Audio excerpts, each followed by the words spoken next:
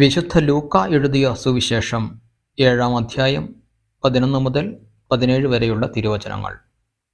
നായിനിലെ വിധവയുടെ മകനെ പുനർജീവിപ്പിക്കുന്നു. അതിനുശേഷം അവൻ നായിൻ എന്ന പട്ടണത്തിലേക്ക് പോയി. ശിഷ്യന്മാരും വലിയ ഒരു ജനക്കൂട്ടവും അവനെ അനുഗമിച്ചു. അവൻ നഗര കവാടത്തിനടുത്തെത്തിയപ്പോൾ മരിച്ചുപോയ ഒരുവനെ ചിലർ എടുത്തുകൊണ്ടുവരുന്നത് കണ്ടു. ഒരു വിധവയുടെ ഏകപുത്രനായിരുന്നു അവൻ. പട്ടണത്തിൽ നിന്ന് വലിയ ഒരു ജനക്കൂട്ടവും അവളോടൊപ്പം ഉണ്ടായിരുന്നു. അവളെ കണ്ട് മനസ്സലിഞ്ഞ് കർത്താവ് അവളോട് പറഞ്ഞു, കരയേണ്ട.